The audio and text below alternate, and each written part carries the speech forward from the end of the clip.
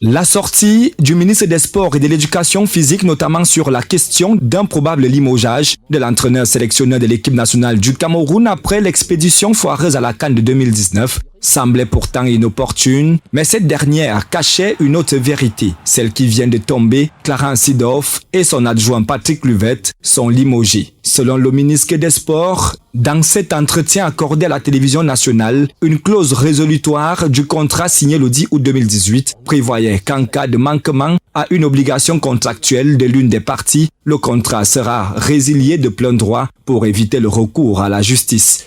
Clair donc que le ministre des Sports demande un départ de l'entraîneur Clarence Seedorf et de son adjoint et a dit l'avoir instruit au président de la Fédération camerounaise de football de le lui signifier conformément aux stipulations pertinentes du contrat, le Cameroun ayant rempli toutes ses obligations vis-à-vis de ces derniers.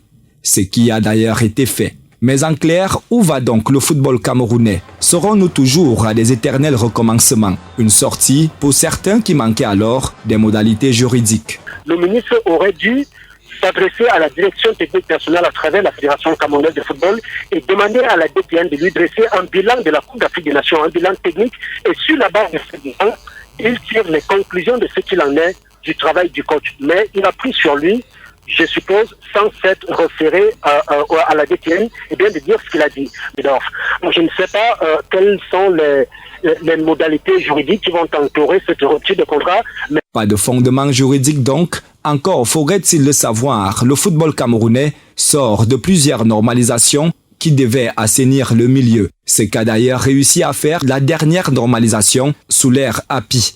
Allons-nous donc passer le temps à limoger et à remplacer pour certains intérêts personnels? Dans certains autres pays, on parle de projets à long terme, le cas de l'Allemagne avec Joachim Löw, qui est là depuis plus de 10 ans déjà, de déboire en déboire, mais aussi lorsqu'il s'agit de réussite. Avons-nous donc regardé les pertes financières qui interviendront parce qu'il faudra engager un autre entraîneur?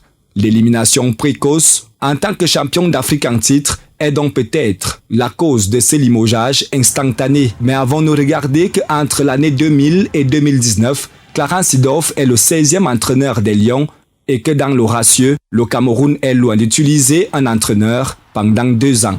Devrons-nous donc recommencer?